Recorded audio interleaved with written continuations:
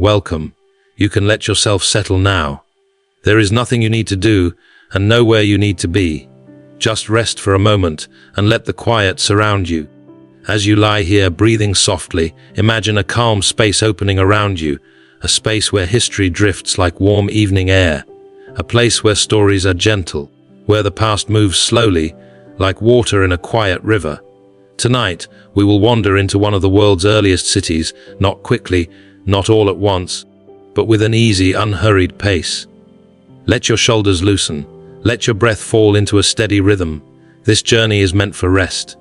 Somewhere in the distant past, far across the landscape of memory, a civilization once thrived along a wide, steady river. Its people lived in peace with the rhythms of the seasons. They built homes, tended workshops, walked along carefully laid streets, and moved through days shaped by order, calm, and gentle routine. This place was part of the Indus Valley Civilization, an ancient world that flourished in the soft cradle of river plains. Though its cities are now quiet, long reclaimed by time, the traces they left speak in whispers. They tell of balanced lives, thoughtful planning, and a quiet harmony with the land. And among those cities was Mohenjo-daro, a city of baked brick and flowing water channels, of courtyards and cool shaded rooms. Tonight, we approach it slowly, with only curiosity and calm. There is no rush. The past welcomes us softly. Let your mind drift toward a wide valley, where the river unfurls like a silver ribbon, glimmering gently beneath a pale sky. Imagine distant hills resting in the hazy edge of sight, their outlines softened as if wrapped in a thin veil of dusk. This is where the story begins, in a land shaped by the meeting of earth and water, soil and sky. The Indus Valley Civilization lived here many thousands of years ago, though we do not need to think in numbers. Just sense its distance, a faraway era, peaceful and still, waiting without urgency for you to notice it. Its time flows differently, like a quiet tide. Allow the gentle distance of that world to soothe your thoughts. Let the idea of an ancient city, resting in nighttime calm, bring a sense of ease. Nothing comes sharply here. Everything is softened by the long passage of time. Mohenjo-daro was one of the great centers of this civilization, a place where daily life unfolded with grace and order, where homes rose along straight streets, where water flowed through crafted channels, where people worked, traded, rested, and lived side by side in a quiet rhythm shaped by community. For now, you do not need to see it clearly. This first moment is only a gentle welcome, an invitation to drift closer, little by little, as if approaching a softly glowing lantern in the dark. Imagine the sky above you darkening into early night, the air cooling slowly. A faint breeze moves across the land, carrying with it the scent of earth warmed by the day. The sounds soften, fading into a hush. This is the mood in which our story settles, calm, reflective, quietly alive. As you breathe, picture the ancient city somewhere ahead, still hidden but waiting. Not bustling, not loud, but resting beneath the sky, streets emptying into stillness, doorways gathering shadow, courtyards glowing faintly in the last light of evening. The Indus Valley was a place of balance. Fields stretched across the plains. Rivers rose and fell with the seasons, shaping the land gently like a slow heartbeat. Communities settled along these waters, finding safety and abundance in their steady flow. Over time, they built cities not randomly, but thoughtfully, with care and intention. Mohenjo-daro became one of these places of order. Its builders understood how to shape space in a way that felt safe, organized, and harmonious. Tonight, we will wander through that world, step by slow step, discovering the calmness woven into its very design. But for now, allow this first moment simply to set the tone. Let the ancient world feel soft around the edges, as though viewed by candlelight. Feel how the vastness of time turns even stone and brick into something gentle. You are safe here. You are welcome. You are invited to rest inside the quiet of history. As we begin, imagine yourself lying beneath an open sky. Far above, stars begin to appear, faint at first, then steadier, like tiny lanterns hanging in the dark. The world around you grows quiet, as if the whole landscape is exhaling slowly. This is how we enter the story of Mohenjo-daro, not through doors, not through facts or dates, but through atmosphere, through calm, and through slow, wandering attention. Feel the weight of the day ease away. Let your thoughts gently dissolve. Let the quiet of the past settle around you. There is no need to stay alert. You can drift. You can soften. You are listening to a story from long ago, told in a whisper, like rhythm, meant to help you fall asleep. And as the night deepens in this imagined valley, and the ancient city waits somewhere in the gentle darkness ahead, you are invited to follow its quiet paths, slowly, softly, at your own drifting pace. When you're ready, we can continue onward, toward the river and the landscape that cradle this ancient place. The night continues to soften around you, and you can let your thoughts move more slowly now. There is nothing to solve, nothing to hold tightly. Just a calm path unfolding in front of you, step by gentle step, like a quiet story carried on a warm breath. Imagine that you are traveling through a wide river valley, where the land opens out in peaceful layers. The last light of day has faded into a tender dusk, and the sky rests above you like a smooth, darkening cloth. The air is quiet now. It does not push or hurry. It simply surrounds you. Somewhere nearby, the Indus River flows on. You do not need to see it clearly yet. You can simply sense its presence, a broad and patient movement through the land. It has been here for a very long time, shaping the soil, nourishing the fields, guiding people to settle, to build, to rest. In the hush of evening, the river seems to speak in a whisper, not in words, but in rhythm, a slow, repeating pulse, a soft sound of water meeting the bank, a faint ripple, and then stillness again. As you drift closer, you can imagine the river catching the starlight, turning it into a broken ribbon of silver. The surface is never perfectly still. It is always moving, even when it looks calm. Tiny waves slide along one another, and the current carries the day's warmth away, replacing it with cool, soothing air that rises gently from the water. On the banks, reeds sway in unhurried arcs. Their thin leaves brush together, making a delicate sound that blends with the river's breath. Now and then, a small bird shifts in the shadows, settling into a hidden place among the plants. You might hear a soft flutter, a quick rustle, and then quiet again. Everything is becoming sleepy. The valley is lowering its voice. The land around the river is wide and generous. The soil is rich, shaped by floods and seasons, and it holds the memory of water long after the river has moved on. In the dim light, fields stretch in calm lines, and the ground feels smooth beneath your feet. Nothing is sharp here. The edges of the world are softened by dusk, as if the landscape has been painted with a gentle brush. You walk, or perhaps you simply glide, with no effort at all. The path is easy, and the air feels kind. There is a faint scent of earth, warm and dry, mixed with the coolness of the river. It is a soothing scent, like clay warmed in the sun and then carried into night. If your mind wanders, that is fine. If your thoughts blur and drift, that is fine too. The story will keep moving at a slow pace, and you can rejoin it whenever you like. Above you, the sky deepens into a quiet dark blue. More stars appear, scattered like seeds across a vast field. They do not flicker with urgency. They simply shimmer, patient and calm. The horizon is low and open, and the world feels spacious, as though there is room for your breath to stretch out and relax. In this gentle darkness, sound travels softly. You might imagine the distant call of a night bird, brief and low, and then silence returns.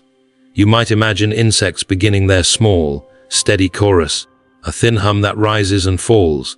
Nothing is loud. Nothing is startling. The valley is a cradle, and the night is settling into it. As you move along the river's edge, you begin to notice subtle signs of human presence, not bright or busy, but quiet and thoughtful. A footpath worn into the soil, smooth from many crossings. A low embankment, carefully shaped. A narrow channel that once guided water to a field. These traces do not disturb the landscape. They belong to it, as naturally as the river itself. This is the kind of land that invites people to stay. The river offers water. The soil offers growth. The open sky offers space. Over long seasons, communities learned the river's moods. They watched the water rise and fall. They understood the patterns of rain and heat. And when they built with care, creating places that felt stable and ordered. You can sense that order even before you see a city. It is in the calm alignment of paths. It is in the gentle straightness of a channel. It is in the way the land seems quietly organized, as though someone once stood here and thought, slowly and patiently, about how life could be made easier. Now, as you continue, the air grows slightly cooler. The warmth of the day has loosened its hold, and night is taking over in a slow, graceful way. A light breeze moves along the river and across the fields, touching your skin like a soft cloth. It carries the faintest scent of water and plants, and it makes the reeds bow and rise again. The river keeps flowing, and you keep moving, and the distance between you and Mohenjo-daro grows smaller without any strain. You do not need to imagine crowds or noise. Think instead of quiet work, finished for the day. Think of people returning home at a gentle pace. Think of doors closing softly, and voices fading into evening. The land begins to lift a little, almost imperceptibly. Ahead, the surface of the earth rises into a broad mound, shaped by many layers of building and time. From far away, it looks like a natural hill, but as you come closer, you begin to sense that it is something else. It holds the quiet weight of a place where many lives unfolded. Starlight falls on the mound, and the shadows along its sides are smooth and deep. The night makes everything feel calm and simple. You can breathe in and out, slow and steady, and let the image form at its own pace. As you draw nearer, the first hints of structure appear. At first, they are only faint angles and lines, barely distinct from the earth. A low wall, softened by centuries. A rectangular outline, like a memory pressed into the ground. The shapes are gentle, not harsh, and they seem to rest rather than stand. Time has rounded their edges. Wind and sun have smoothed them. Even the darkness seems to treat them kindly.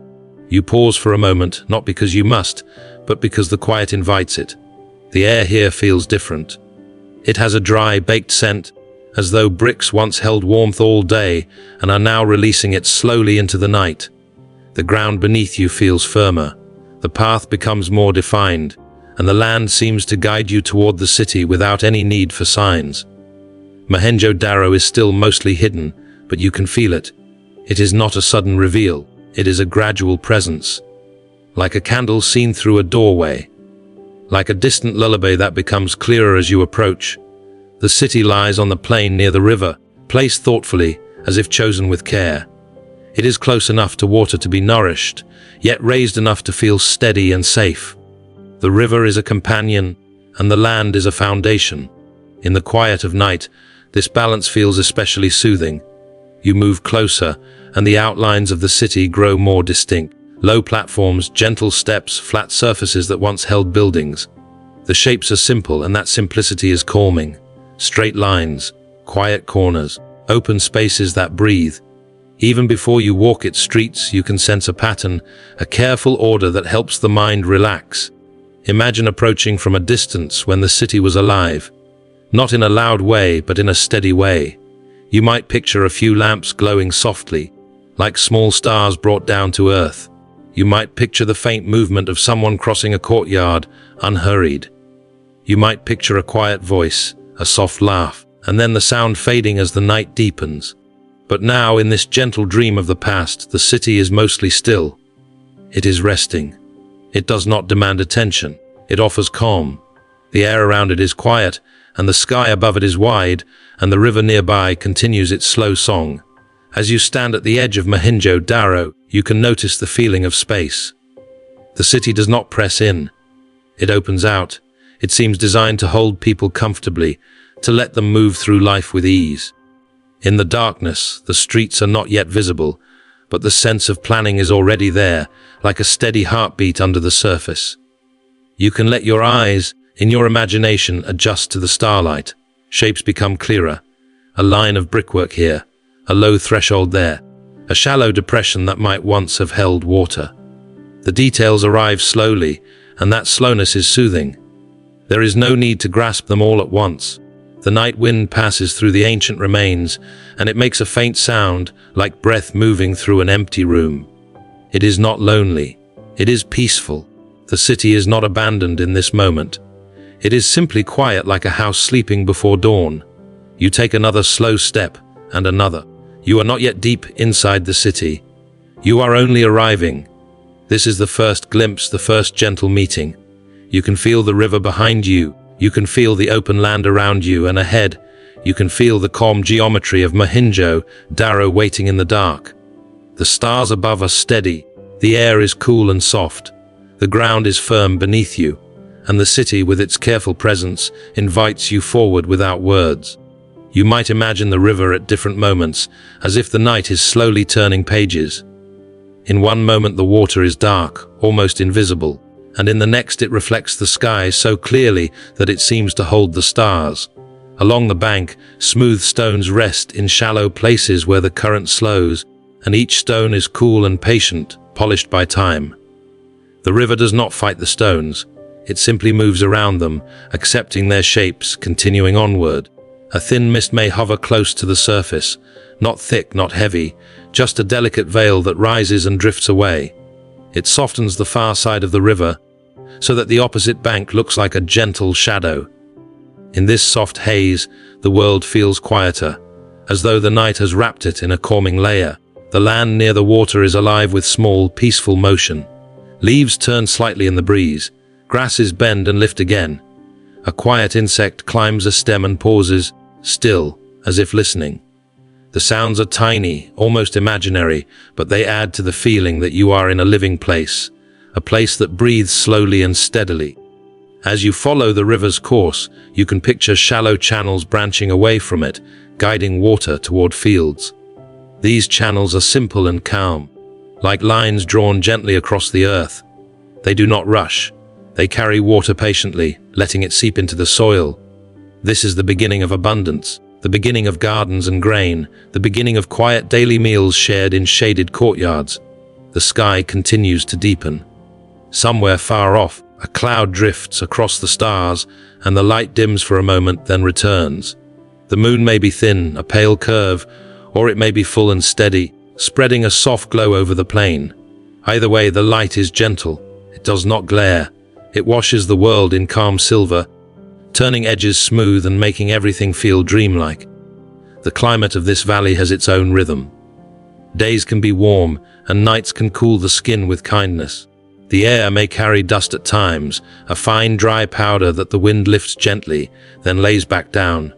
Yet near the river there is always some softness, some moisture, some relief. It is a place where people learn to build with shade in mind, with courtyards and thick walls that kept the heat outside and held coolness within. As you continue toward Mohenjo-daro, you may sense that the path you follow is not random. It curves where it must, straightens where it can, and always returns your attention to the river, the great guide of this landscape. In the distance, the mound of the city remains a quiet landmark, dark against the sky, steady and patient.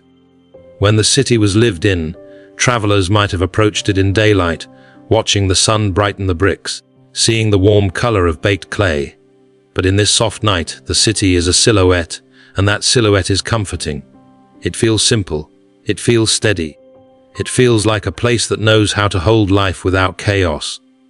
As you draw closer, you might notice that the mound has a composed shape, like something built up carefully over time. It rises not like a sharp peak, but like a broad, patient platform. The city sits upon it as though resting on a gentle hill, above the reach of sudden water, yet close enough to the river to hear its quiet song. The air here carries a faint mineral scent, as if the bricks and the soil have warmed and cooled for so many years that they have their own quiet fragrance. It is the scent of dry clay, of sun-baked ground, of dust settling after a breeze. It is a steady scent, not strong, just present, and it makes the place feel real. You may also imagine the feeling of the ground beneath your feet changing again. Where the plain was soft, the surface near the city is firmer, more compacted by long use. Paths become more definite, and the gentle rise of steps or platforms begins to appear. The city is still quiet, but it is clearer now, like a picture coming into focus without strain. At the edge of Mohenjo-daro, you might find a place where the land meets brick. A low boundary, a line of masonry, a gentle change in texture. Even in darkness you can sense the difference. Earth feels granular, brick feels smooth and solid. The change is subtle but soothing, as though the city offers a stable surface to walk upon. You can imagine the first courtyard you might pass. It is open to the sky, and the night air fills it. The walls around it are calm and straight, holding the space gently, like hands cupping water. In the center, there might be a small area where people once sat, where a pot once rested, where footsteps came and went in quiet patterns.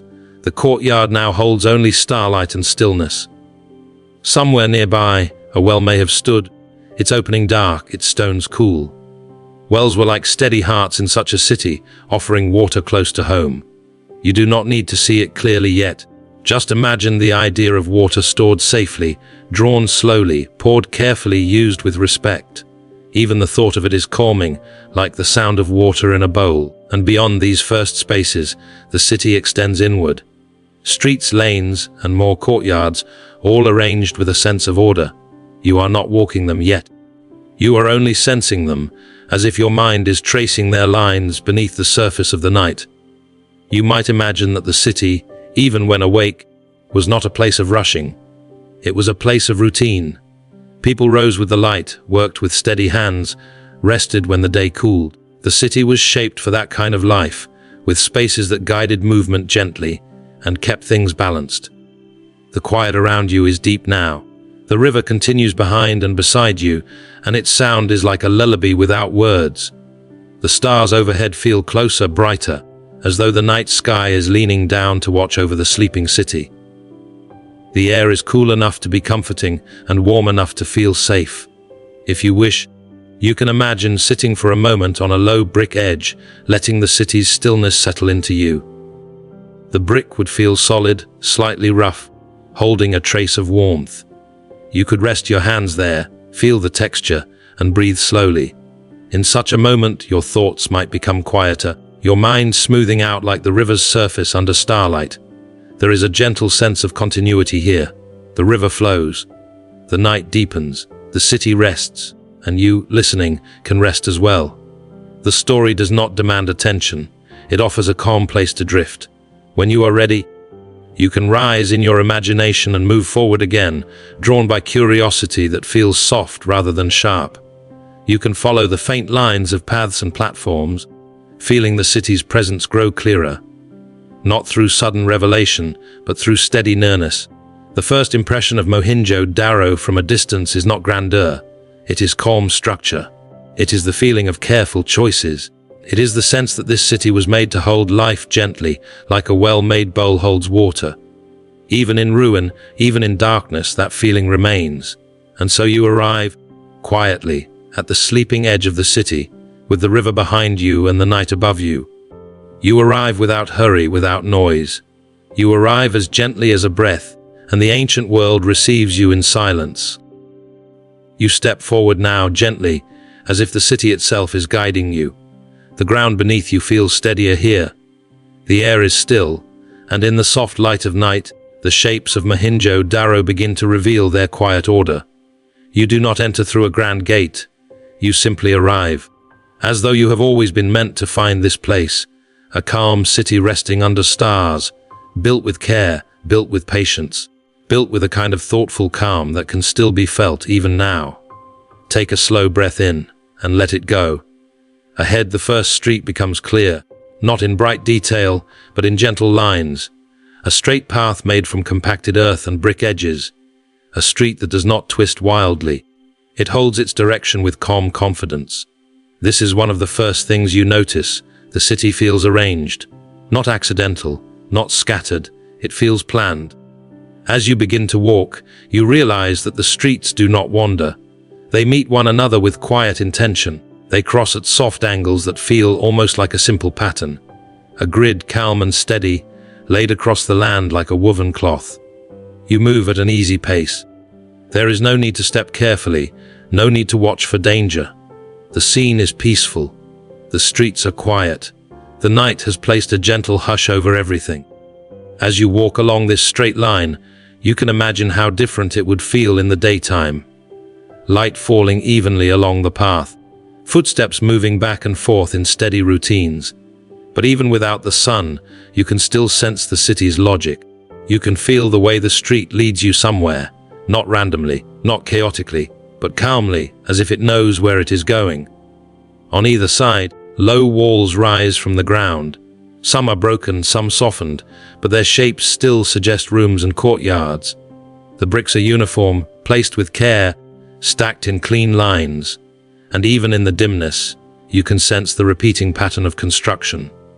As though many hands once followed the same calm method, again and again, you pass a space that feels open, a small widening of the street, a place where the air seems to move more freely. Perhaps long ago, this was a spot where people paused, not for excitement, just for the simple rhythm of meeting and passing, of exchanging quiet words, of continuing on. The city feels like that, made for movement, made for ordinary life, made for days that unfold the way your breathing unfolds now, slow, steady, gentle. You keep walking, and the main street continues beneath you, broad enough for many footsteps. Its width feels intentional. It is not cramped. It is not confusing. It offers space. And from this wider street, narrower lanes branch away, small side paths that lead inward, toward homes and quieter places. They are like soft threads extending from a calm, steady line. You turn into one of these lanes, not abruptly, just gradually, as though the city is inviting you to explore its quieter side. The lane is narrower here. The walls feel closer, but not tight. The space is intimate, sheltered. The air is cooler, held by brick that has released the day's warmth into the night. You can imagine that in the daytime, this lane would provide shade, a gentle relief from heat, a place where footsteps sound softer, where voices naturally lower, where the rhythm of life feels contained and calm. The lane leads you past doorways, simple openings in brick walls, thresholds that once welcomed families home. You do not need to enter. You can simply pass by, sensing the quiet life that once filled these spaces. You notice something else now. The lane does not twist wildly either. It runs straight for a while, then meets another lane, like one line crossing another. Even the smaller paths hold to the city's overall pattern. This is what makes Mohenjo-daro feel so soothing. It has a predictable structure. You can sense where you are. You can sense how to return. You are not lost. You continue deeper, and the lane brings you to another crossing. Here you pause. In the stillness, you can feel the city's design around you.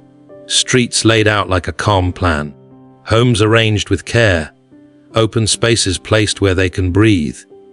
Everything seems to have been built with the idea that life should flow, that water should move smoothly, that people should move easily, that a city should support quiet routine, not struggle.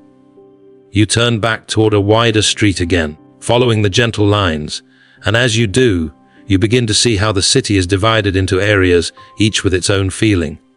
Some places are more open. Some places are more enclosed. Some streets feel public, broad, meant for steady traffic. Others feel private, narrow, meant for neighbors and family, meant for soft footsteps and familiar faces. It is like walking through a calm, organized mind. Everything has a place. Everything has a purpose. And even now, in quiet night, you can sense it. You step onto a main street once more, and the space opens around you. The sky feels wider above. Stars hang quietly, and their light falls in soft patches on the ground. Along this street, the buildings seem slightly larger. The walls feel more structured. You can imagine that this street connected important parts of the city, allowing people to move from one area to another without confusion. You walk slowly, and the quiet of the street becomes almost like a lullaby. Left foot, right foot, a soft rhythm, brick and earth beneath you, cool air around you. At times, the street is lined with raised platforms, low steps, edges that define space. These shapes suggest places where people may have sat, where goods may have rested, where daily life gently unfolded. Nothing here feels built for spectacle. It feels built for living. As you continue, you notice the way the city seems to align itself with the natural world. The streets are straight, yes, but they do not fight the land. They sit upon it calmly, like lines drawn with respect.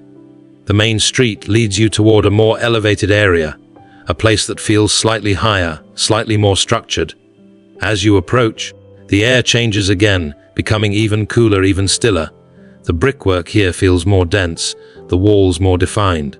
This is where the city's public spaces might have gathered, not loud gathering, not chaotic crowding, but organized movement, gentle routines, quiet shared moments. You stand for a moment, looking down the straight line of the street behind you. It stretches away like a calm ribbon, and branching from it, you can sense the many lanes, like delicate veins, all leading toward homes. This grid-like pattern is not cold, it is comforting. It offers reliability. It offers a sense of orientation. A city like this does not keep its people guessing. It gives them structure. It gives them paths that make sense. And that feeling, even now, can soften the mind.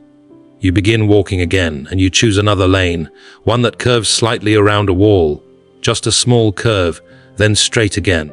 The lane feels quieter than the main street.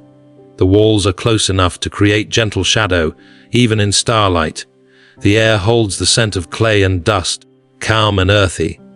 You imagine the sound of soft sandals on packed ground. You imagine the gentle murmur of people speaking in low voices as they pass. Not rushing, not shouting, just living. This lane leads you into a cluster of homes. You can sense courtyards behind the walls, small open, air spaces where the sky is framed by brick, places where water might have been stored in jars, where grain might have been ground, where children might have sat quietly beside elders. In this city, life would have been close, but not cramped. Homes gathered together like a community, but each with its own private space. You pass another doorway, and you imagine stepping just inside, only for a moment, only in your mind. The room is cool, the walls are thick, the air is still. There is a quiet feeling of shelter, a simple space that holds the calmness of evening, like a bowl holding water. And then you step back out, returning to the lane, continuing your slow walking tour. You notice something gentle and important. The city seems to have been built in repeated forms, rooms of similar size, walls of similar brick, streets of consistent alignment. This repetition creates calm, because the mind recognizes patterns. And when patterns repeat, the mind relaxes. You walk through another crossing and another. Each one feels familiar. Each one feels easy. The city is like a quiet song with repeating notes, not monotonous but steady, not dull but soothing. At one point, the lane opens into a small space. Not a grand square, not a huge plaza, just an open area where a few lanes meet and where the sky feels larger. You can imagine this as a place where neighbors greeted one another, where small exchanges happened, where a pot might have been carried from one home to another, where a basket might have been placed down for a moment. The city's public life was likely made of moments like this. Not constant movement, not constant noise, just steady flow like the river nearby. You begin to move back toward the main street again, sensing how the city connects, everything links, everything flows into everything else. And as you walk, you begin to notice how the city might have felt safe simply because it was understandable. When streets align and connect in predictable ways, people move with ease. They can find their way home. They can locate familiar places. They can follow routine. Routine is calming. Routine is steady. Routine is like a slow breath. You walk along a broad street once more, and you let your mind drift into the feeling of ancient daily movement. A person leaving home in the morning, turning onto a lane, crossing a main street, heading toward a workplace or a market, returning in the afternoon, all guided by the city's clear design. Even without seeing crowds, you can feel how the layout supports this. The street beneath you is straight enough to feel purposeful, but not so wide that it feels empty. It feels balanced. The buildings along the edges create gentle corridors, and above the night sky remains open, a calm dome of stars. You pass by another open area, perhaps a place for shared work, a space where goods could have been sorted, a place where people might have paused under shade, a spot where a cart might have stood for a moment. All of it imagined softly, without noise, without urgency. You keep walking, and the rhythm of your steps becomes slower, more meditative, more like drifting. The city invites this pace, because its lines are steady, its corners are predictable, its spaces are arranged like quiet thoughts. You turn into another lane, and this one is especially narrow, The walls come closer. The world feels enclosed and safe. Your footsteps seem quieter here. You move through it like moving through a calm hallway. The air is cool. The brick holds the last warmth of the day in a gentle way. The night breeze barely reaches here, but the stillness itself is soothing. At the end of the lane, it opens again, and you see how it connects back into the larger grid. Nothing is isolated. Nothing is confusing. The city is a network of calm paths. You can imagine how children might have run along these lanes in daylight, their footsteps quick, but the city holding them safely, guiding them back home with its steady structure. But now at night, even those imagined footsteps are quiet. Now, as you continue, you feel yourself moving toward a slightly higher area again, a place where the ground rises gently beneath you. Here the city's planning becomes even more apparent. The elevation feels deliberate, as though this portion of the city was meant to stand above, to remain dry, to remain stable. The bricks here are more clearly arranged. The edges of platforms feel more defined, and the space around you feels open in a calm, composed way. You pause again, letting the stillness settle into your body. The city is not only streets, it is also the spaces between streets, the courtyards, the open areas, the gentle transitions from public to private. A wide street invites movement, a narrow lane invites quiet, a courtyard invites rest. And all of these are placed like calm notes in a long, soft song. You begin walking once more, letting your thoughts become as straight and gentle as the streets around you. One path, then another, a turn that feels natural, a crossing that feels familiar. The city offers you a sense of calm certainty, and in that certainty your mind can begin to let go. You might feel as you walk that the city is teaching you something without words. That order can be peaceful. That planning can be gentle. That structure can help people feel safe. And as you drift through Mohenjo-daro in this quiet night, you can allow that feeling to settle into you too. The streets stretch out like calm lines beneath the stars. The lanes branch like soft threads. The spaces open and close in a steady rhythm. And you, moving slowly through it all, can let your breath slow down even more. In the next chapter, we will linger with the city's water, the wells, the channels, the gentle flow that shape daily routine. But for now, you can simply keep walking a little longer, letting this quiet grid of streets and spaces hold you, guide you, and gently ease you towards sleep. You continue on slowly, as though the city is breathing with you. The streets are calm beneath your feet. The night air is cool and gentle. And somewhere nearby, you begin to sense the presence of water again, not rushing, not loud, but quietly essential. In Mohenjo-daro, water is not only something to drink, it is something to live beside. Something to carry, to store, to share, to respect. It moves through the city like a soft, steady thread woven into daily life. As you walk, imagine the feeling of the air changing slightly, as if the city grows cooler where water is close. Even in darkness, you can sense it, a subtle freshness, a quiet smoothness in the atmosphere. The Indus River is not far away, flowing steadily in the distance, but inside the city, water has been brought closer. It waits in wells. It collects in jars. It runs through channels designed with care. And this careful movement of water is part of what makes Mohenjo-daro feel peaceful. Because when water is guided gently, life becomes easier, more predictable, more calm. You walk along a lane where the ground feels slightly sloped, and you notice a narrow line beside the street. At first it is only a shadow, a faint edge. Then you realize it is a channel, a shallow pathway for water, a drain. It is simple, and yet it is precise. The bricks along its sides are placed in neat order. The channel follows the street's direction. It turns where the street turns. It continues steady and quiet, as though it always knows where it must go. You do not hear water rushing through it right now. The city is sleeping, but you can imagine the gentle sound that might have lived here in the daytime.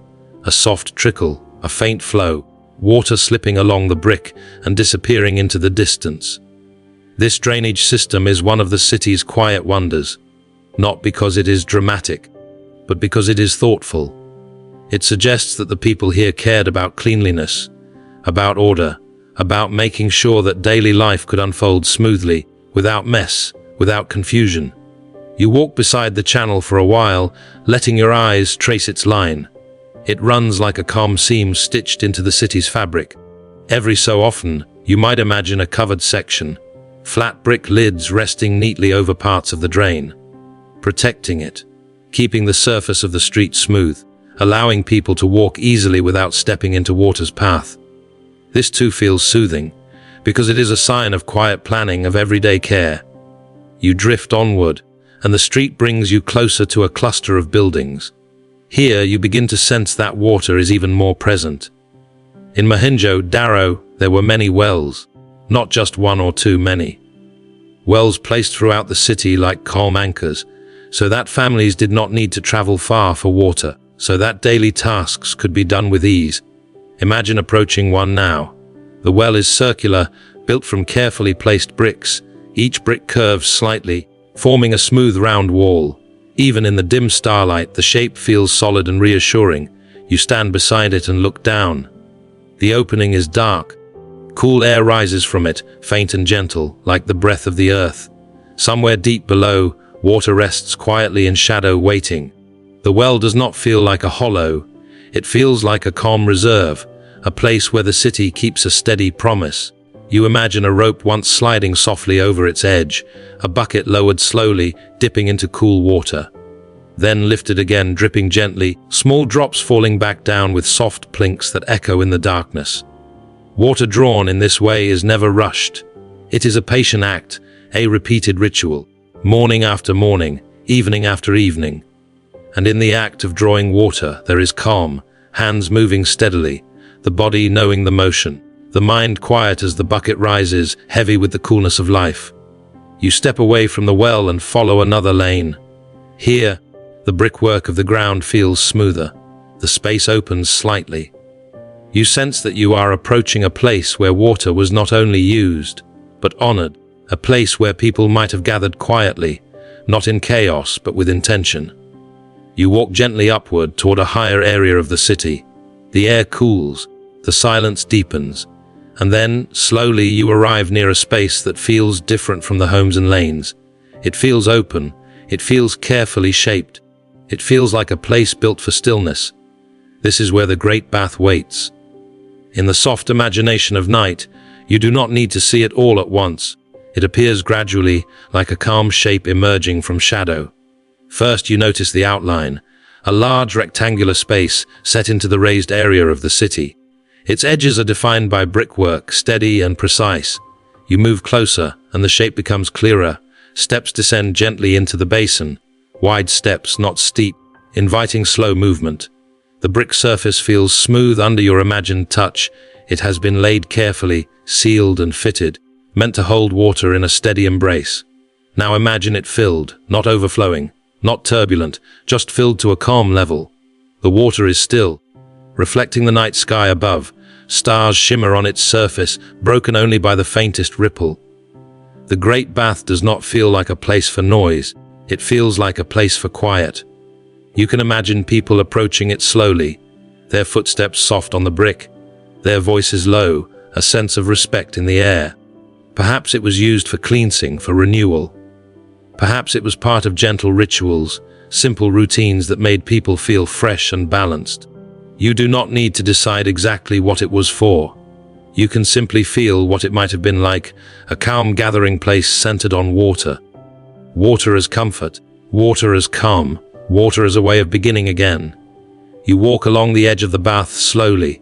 The air feels cooler here, moisture clings faintly to the brick, and the scent is fresh, like rain on warm earth. You can imagine the sound of a small splash, gentle and contained, a hand moving through the water, a foot stepping in slowly, a quiet breath. Nothing hurried. The great bath feels timeless. Even in this quiet night, it holds a sense of stillness that reaches beyond centuries. It is a reminder that the people of Mohenjo-daro lived with water not as a distant resource, but as something woven into the center of their city. Not just wells, not just drains, but places designed to hold water carefully, to guide it, to keep it clean, to make it part of the city's heartbeat. And beyond the great bath, You can sense more channels, more hidden paths of water beneath the streets. The city was built like a calm system, a living structure where water could move without chaos. Imagine a morning long ago, the sun rising softly, a courtyard waking, a jar filled from the well, water poured into a basin, hands washed gently, a child's face cleaned with a soft cloth, a floor swept and sprinkled lightly to keep dust down. Small acts, quiet acts, but repeated each day, shaping the feeling of life. Water makes routine possible. It makes calm possible. And the drainage system carries away what is no longer needed.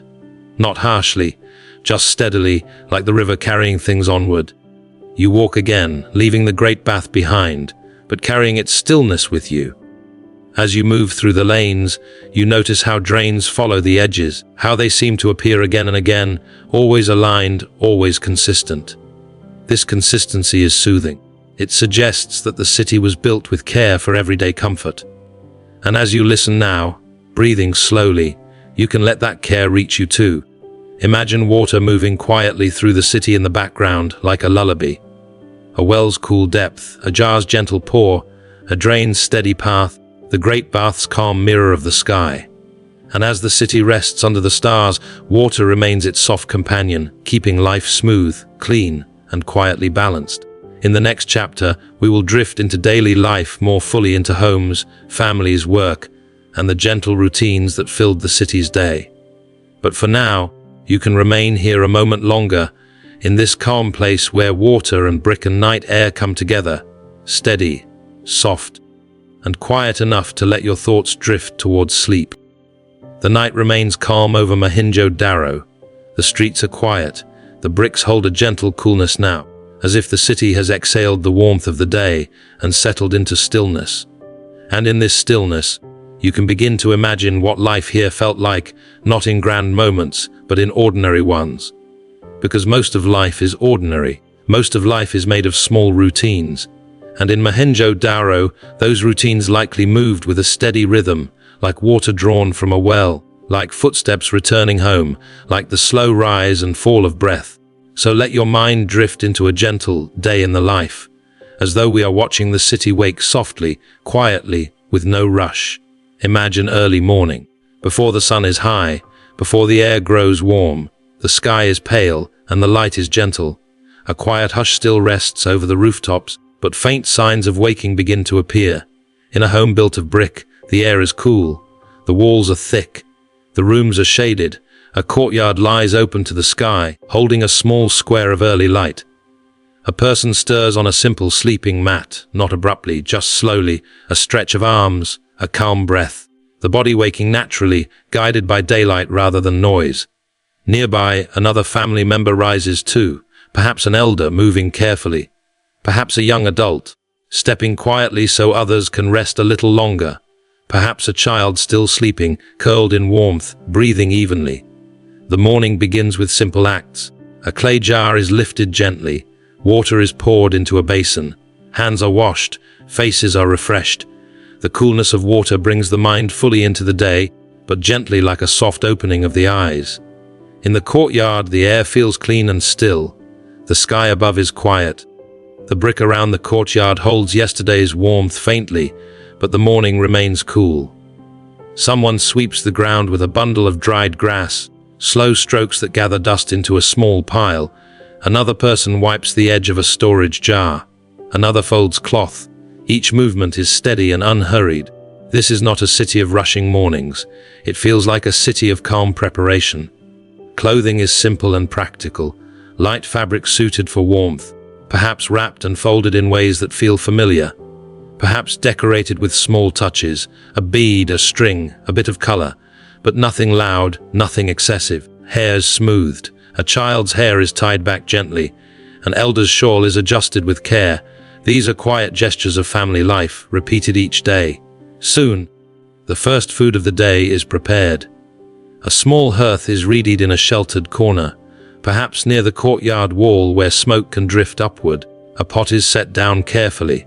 A little grain is measured out.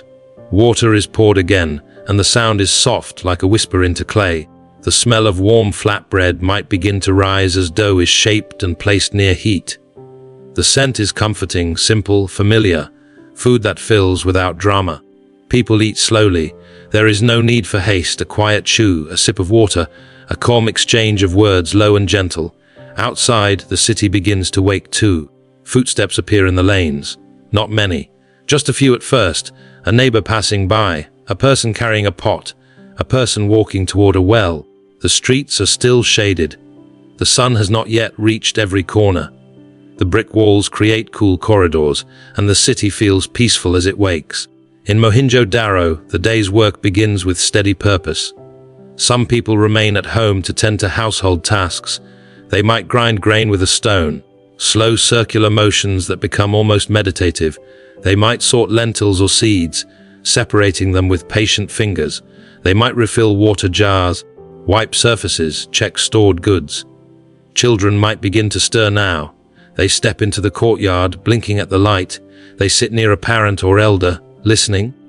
Watching, they might play with small objects, a smooth pebble, a simple toy, a clay shape, quietly entertained by the small world within the home. An elder may sit in shade, steady and calm, perhaps telling a soft story, perhaps simply watching. In many places, elders hold the rhythm of the household like a slow drum beat, not loud, but constant. And then, gradually, some members of the household prepare to leave. A person who works as an artisan may gather tools, a small bag, a piece of material, a bundle of clay, a string for beads. They step into the lane and begin walking, not rushing, just moving with purpose. As you drift with them, you move through the city again, this time in daytime calm. The streets are brighter now, but still quiet. The sun falls in soft angles. Shadows stretch along the walls. The air warms slowly. You pass workshops. In one place, pottery is being shaped. A potter sits near clay, hands moving steadily, turning and smoothing. Clay is cool and soft at first, then firming as it takes shape. A bowl emerges, a jar, something made for holding water, grain, oil. Simple objects that make life easier. The potter's hands are calm, experienced. They do not rush. They repeat movements they have done countless times, and the repetition becomes soothing. In another place, someone works with beads. Small stones or shells are sorted carefully. Holes are drilled with patience. Beads are strung into patterns, not flashy, but delicate. You can imagine the soft click of beads touching one another, a quiet sound, a tiny music. In another workshop, a person weaves. Threads stretched tightly, hands passing back and forth, the loom's rhythm slow and steady, fabric forming line by line. Weaving is like breathing, over and over, a calm repetition that creates something useful and beautiful. Further along, you might find someone shaping tools. Not weapons, not anything harsh, just practical objects, a blade for cutting cloth, a tool for carving wood, a small implement for daily tasks. The sound of work is gentle in this city. A tap, a scrape, a soft murmur of conversation, no shouting, no chaos, just steady labor. As the day continues, the city feels alive in an orderly way. People move along the main streets with baskets. Some carry goods from home to market, some carry fresh water, some carry finished pottery or woven cloth. The movement is calm and organized, guided by the straight streets, guided by routine. Now imagine the market area. Not a loud crowd, not a frantic place. Instead, picture a steady flow of people, a gentle gathering. Stalls may be simple, goods arranged carefully, a basket of grain, a pile of dried fruit, a cluster of clay pots, strands of beads laid out neatly, pieces of cloth folded in stacks. People speak softly. They exchange goods with calm gestures. Hands point gently, a nod, a small smile. In such a place, daily life feels stable. There is enough. There is order. There is routine. Children might walk beside their parents, watching quietly, learning the shapes of daily life. They might hold a small piece of bread. They might look at shining beads. They might pause near a potter's stall, curious but calm. Elders may sit nearby in shade, resting, observing. They do not need to do much. Their presence alone carries quiet strength. As the sun rises higher, the air grows warmer. People seek shade. They walk more slowly. They return home for rest. In the courtyards, the sun falls in a square patch of light, and the rest remains cool. A jar of water sits in the shade, its surface cool to the touch. A cloth is dipped and laid across a forehead. A child naps briefly. An adult sits quietly, chewing a small meal. The city is designed for this. Thick walls, courtyards, narrow lanes that create shade. It is a place that understands heat and answers it with calm architecture. In the afternoon, work continues, but gently. A weaver returns to the loom. A potter checks drying clay. A bead maker strings another pattern at home. Food may be prepared again. Grain ground into flour, bread warmed, vegetables cooked in a pot with water and simple spices. The smell rises slowly, filling the home with comfort. Family life gathers again in the courtyard. A child eats slowly, dropping crumbs that are brushed away with gentle hands. An elder speaks quietly. A parent listens, nodding. There is a feeling of closeness, not cramped but connected. As the day begins to cool, people step outside again. The streets soften as shadows grow longer. The sun turns golden. The air becomes more comfortable. People return from work carrying tools, carrying finished goods, carrying the calm tiredness of a day well lived. In the lanes, neighbors pass one another with simple greetings. A small gesture, a nod, a quiet word. No one rushes. The evening meal is prepared. A pot is set on low heat. Water is poured. Bread is broken. Food is shared. The family sits together, perhaps on mats, perhaps on low surfaces near the courtyard wall. The sky above grows darker, and a soft breeze enters the courtyard, cooling the skin. After the meal, there are small tasks. A jar is washed. A tool is placed away. A cloth is folded. The courtyard is swept again. Children grow sleepy. They lean against a parent. They yawn. Their eyes close slowly. An elder remains awake a little longer, watching the stars appear. And then, as the night settles fully, lamps may be lit. Not bright, not harsh, small oil lamps with gentle flames. The light flickers softly against brick walls, creating warm shadows that dance slowly and quietly. The home feels safe. The city feels calm. Outside, the streets grow quiet again. Work is done. The market is still. The workshops are dark. The city returns to rest, just as you are resting now. And as you drift through this imagined day in Mohenjo-daro, you may notice something soothing. Life here feels steady. Routine is comforting. The city's planning supports calm living. Water is near. Homes are sheltered. Work is patient. It is a world shaped by small, repeated acts. And small, repeated acts are what lull the mind into sleep. So if your thoughts are slowing now, that is good. If you feel yourself drifting, that is exactly right. In the next chapter, we will move into the quieter world of culture and symbols, seals, simple art, gentle gatherings, and the calm sense of meaning that may have lived within this ordered city.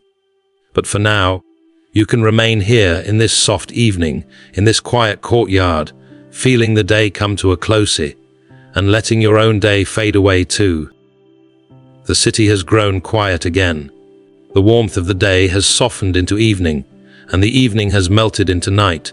In the lanes and courtyards, the air feels cooler now. The sounds are fewer, the movement is slower. And as you rest with this calm, you can begin to drift toward the gentler inner life of Mohenjo-daro, the small objects, the quiet symbols, the simple ways people may have expressed meaning, beauty, and belonging, not with loud ceremonies, not with great displays, but with careful hands, patient eyes, and small, thoughtful details. Imagine walking through the city at a peaceful hour when the sun is low, when shadows stretch long across brick walls, and the air is soft enough to breathe deeply. You pass a workshop again, but this time instead of pottery or cloth, you see tiny objects laid out on a surface, small pieces, carefully arranged. A seal, perhaps.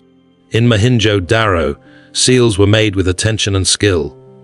They were small enough to rest in a palm, yet detailed enough to hold a whole world of meaning. Imagine one now. It is smooth, cool to the touch. Its shape is simple and neat, often square like a quiet little tile of stone. On its surface, a creature is carved with calm precision, a bull standing steady, a unicorn-like figure graceful and still, an animal shaped in clean lines, not wild, not fierce, just present.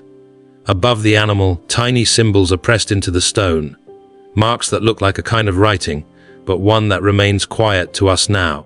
You do not need to solve it. You do not need to translate it. You can simply let it be what it is, a gentle reminder that people here had ways of marking identity, trade, ownership, or meaning. The seal is small, but it holds intention. A person might have carried it in a cloth pouch. They might have pressed it into soft clay to leave an imprint. A quiet signature, a calm sign that something belonged to someone, or came from a certain place, or carried a certain trust. In this there is a feeling of order. Not loud authority, just quiet organization. The city seems to have liked things that made sense, things that could be counted, things that could be repeated, things that could be recognized.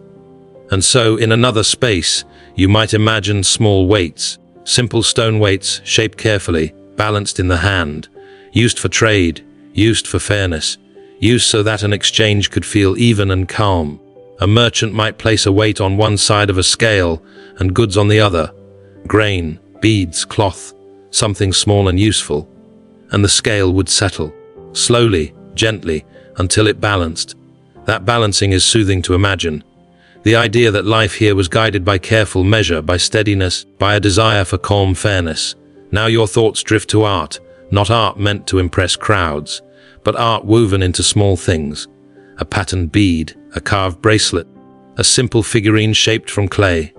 Imagine a tiny figure now, held between fingers. The figure is not perfect in the way modern things try to be perfect. It is human. It holds the mark of the maker's hands. Its surface is smooth in some places, rough in others. It has a gentle weight. It might represent a person, or an animal, or something symbolic. Perhaps it was placed on a shelf in a home. Perhaps it was held by a child. Perhaps it was part of a small ritual, simple and quiet, repeated with respect. We do not have to know exactly what it meant. We can simply feel that it meant something to someone.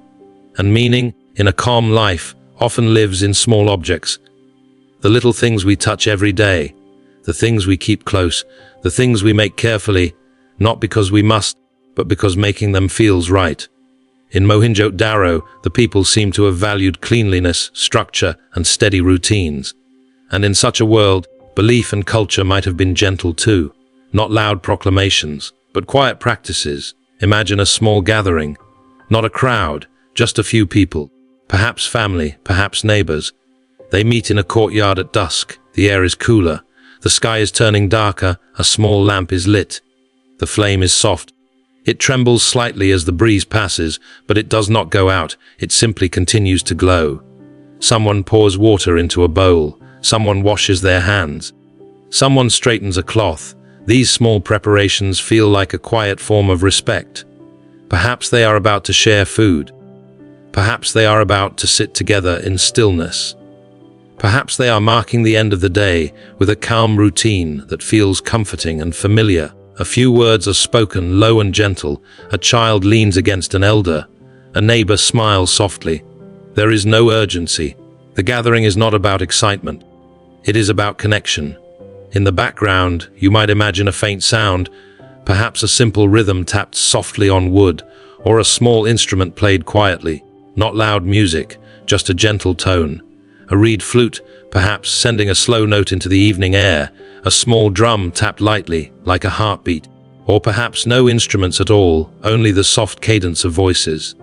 In this city, music might have been part of life the way water was part of life, present, steady, woven in quietly.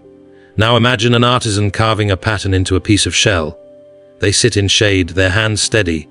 They scratch lines into the surface, creating symmetry. The pattern is simple, repeating, calming, a design that mirrors the city itself. Repetition is everywhere here. The straight streets, the brick sizes, the measured weights, the carved seals. All of it suggests a mind that found comfort in order.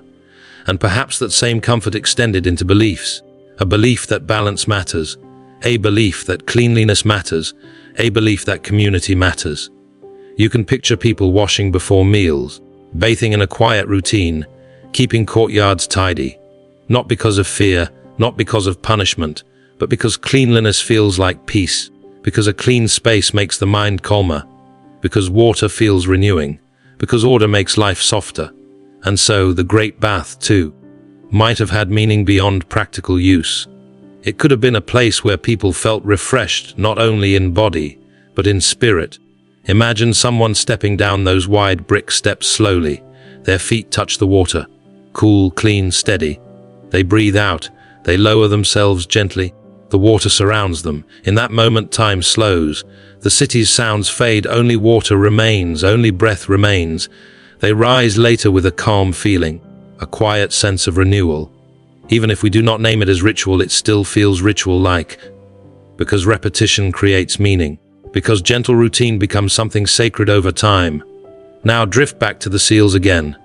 Imagine a table where several seals lie, each one different, each one carefully carved. One might show a bull, strong and steady. One might show an elephant, calm and grounded. One might show a creature that feels symbolic, mythical yet still peaceful. And above each animal, those small marks. The marks are quiet mysteries, but not dramatic ones. They are simply signs of a culture that communicated, recorded, marked, organized. It is comforting to imagine a world where people left small signs for one another. A world where identity could be carried in the palm of a hand. A world where a seal could say softly, "This is from us." And in this, there is a gentle feeling of community. Not everyone isolated, not everyone alone. People connected through trade, through shared standards, through repeated patterns, through common materials. This city was not chaos. It was a system of calm cooperation. Now imagine walking at dusk again. The streets are long and straight. The sky is warm with fading light. Smoke rises gently from hearths, thin and pale, drifting upward and disappearing into the evening. The scent of cooked grain, warm bread, and clay lingers in the air. A person passes you carrying a small basket. Another passes carrying a pot of water. A child walks beside them, holding a small toy or bead. Nothing feels rushed. The city moves like a slow river. In such a place, culture is not only in objects and symbols. It is also in behavior. In the way people greet one another. In the way they share space. In the way the city's structure supports calm movement. You can imagine that people here knew their neighbors, knew the rhythm of the lanes, knew which courtyard belonged to which family, knew where to find water, knew where work happened. Familiarity creates safety, and safety allows gentle culture to grow. Now, as the night deepens again, you can let yourself reflect. Mohenjo-daro feels like a place where planning was a form of care, where order was not harsh but soothing, where water was guided gently, where daily life unfolded in steady patterns. And in those patterns you can sense a quiet harmony, not perfect, not unchanging, but calm enough to be remembered as peaceful. You may find that your own thoughts are becoming slower now. That is good. Let the small symbols drift through your mind like stars. A carved seal, a smooth bead, a balanced weight, a quiet courtyard gathering, a soft flute note in the evening air. These are not loud images. They are gentle images, sleep-friendly images. And as you hold them lightly, without trying to grasp them too tightly, you can let them fade into the calm darkness behind your eyelids.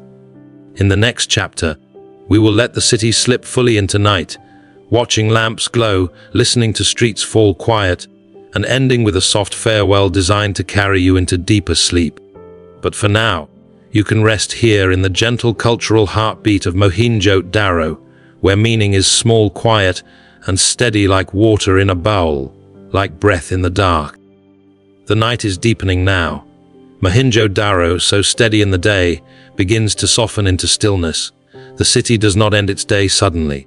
It quiets slowly, like a long breath easing out, like the river's surface smoothing after a small ripple. Imagine the light changing. The sun has slipped low, and the warmth that filled the streets begins to fade. Shadows stretch gently along brick walls. The air cools in a calm, patient way, touching the skin with softness rather than chill. People move more slowly now. Work is ending not with a sharp stop, but with a natural easing. Hands place tools down carefully. Clay pots are left to dry in safe corners. Woven cloth is folded and set aside. Small beads are gathered and tucked away. The day's movement dissolves into evening. On the main streets, footsteps become fewer. The steady flow of the city narrows into quieter paths. People return toward their homes through familiar lanes, guided by the straight lines and gentle order of the city's design. You can picture a person walking with a basket held close to the body. A simple shape in the fading light, Their pace is unhurried. They know exactly where they are going. They know the turns, the crossings, the quiet corners that lead them home. In the courtyards, small preparations begin. Water is poured again, slowly, carefully, into a basin. Hands are washed. Faces are cooled. Dust from the day is released, and the body begins to settle. The air within the home is calmer now. The thick brick walls hold the day's last warmth gently, and the courtyard opens to the sky like a quiet window into the night. You might imagine a meal being prepared. Not a loud gathering, not a busy clatter. Just the soft sound of a pot being placed down. The quiet movement of grain measured into a bowl. A low flame tended carefully. The scent of warm food rises slowly. Comforting, simple, familiar. People sit together in the courtyard or in a shaded room nearby. They eat at an easy pace. A child leans against a parent. An elder sits with calm steadiness, watching, listening, breathing. There may be a few gentle words, but nothing that breaks the quiet. Even conversation feels softer at this hour, as if everyone understands that night has come to rest the mind. When the meal ends, there are small tasks. A jar is rinsed, a mat is smoothed, a basket is placed where it belongs. The courtyard is swept lightly, not perfectly, just enough to make the space feel clean and ready for sleep. Outside, the city continues its gradual settling. The market spaces are empty now. The workshops are quiet. The main streets feel wide and still, as though they are listening. The sky grows darker, and the first stars begin to shine more clearly overhead. At first they are faint, just a few points of light, then more appear, slowly filling the sky until it feels like a soft field of glowing dust stretched across the darkness. The air cools further, but gently. A small breeze moves through the lanes. It brushes along walls, slips through openings, and carries the faint scent of earth and river water. Somewhere not far away, the Indus River continues to flow. At night its sound feels quieter, but it is always there, a steady whisper, a slow, ongoing presence. It is as if the river is singing the city into sleep. Now imagine small oil lamps being lit, one by one. A flame appears in a home warm and golden. Then another flame in another courtyard. Then another, farther down the lane. The city does not become bright. It becomes softly dotted with light, little glows in the darkness, gentle points of warmth. The lamps flicker quietly, casting slow moving shadows on brick walls. The shadows drift like calm waves, never sharp, never disturbing, just moving softly with the air. As you walk in your mind through the city at this hour, the streets feel peaceful. The brick beneath your feet is cool now. The air is smooth. Sound is minimal. A distant soft cough from within a home. A faint rustle of cloth. The quiet closing of a door. And then silence again. In one courtyard, you might imagine someone sitting for a moment beneath the open sky, watching the stars. They do not look up with urgency. They simply rest their gaze there, letting the night settle into them. Perhaps they are thinking. Perhaps they are not thinking at all. Perhaps they are simply breathing, feeling grateful for the coolness after a warm day, feeling calm in the safety of familiar walls. A child might already be asleep, curled on a mat, breathing slow and even, a small body softened into rest. An elder might stretch out slowly, easing into sleep with the patience of someone who has watched many days rise and fall.